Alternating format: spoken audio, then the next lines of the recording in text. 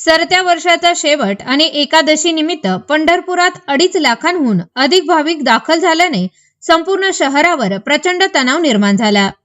विशेषतः महाद्वार चौक परिसरात वाहतुकीची भीषण कोंडी होऊन पंढरपूरचा संपूर्ण कारभार अक्षरशः कोलमडला। एवढ्या मोठ्या प्रमाणावर भाविक येणार हे माहीत असूनही नगरपालिका, पोलीस प्रशासन आणि मंदिर समिती या तिन्ही यंत्रणांचे पूर्णपणे दुर्लक्ष झाल्याचे ठामपणे समोर आले। कोणतेही ठोस नियोजन न झाल्याने शहरातील मुख्य रस्ते पूर्णपणे ठप्प झाले।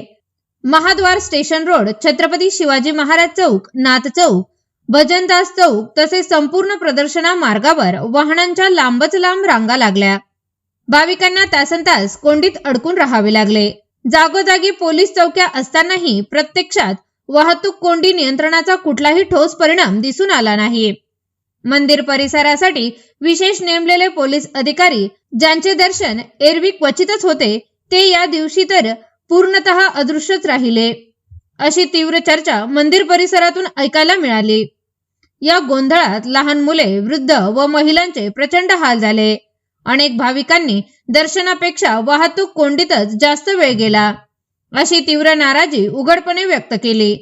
एकादशी सारख्या नियमित उत्सवात नेहमीच गर्दी होते हे माहीत असतानाही महाद्वार चौक तसेच छत्रपती शिवाजी महाराज चौकाच्या पुढे चारचाकी वाहनांना रोखण्याची प्राथमिक जबाबदारी ही पार पाडली गेली नाही। त्यातच चौफाळा परिसरात नेहमीप्रमाणे 5-50 रिक्षा आडव्या तिडव्या बेशिस्त उभ्या असतानाही वाहतूक कर्मचारी केवळ बघ्याची भूमिका घेत असल्याचे चित्र दिसले।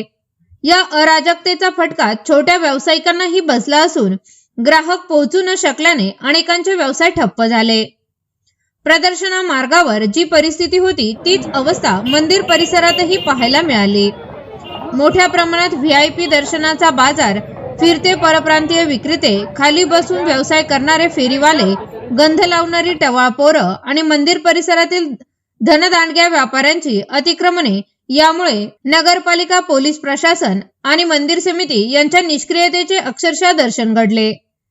पंढरपूर सारख्या महत्त्वाच्या तीर्थक्षेत्रात भाविकांची संख्या वाढत असताना किंवा वाढल्याचा केवळ दिखावा केला जात असताना वाहतूक व गर्दी नियंत्रणासाठी कोणताही कायमस्वरूपी उपाय राबवला जात नसल्यामुळे नागरिक व भाविकांमध्ये तीव्र संतापाची भावना पसरली आहे।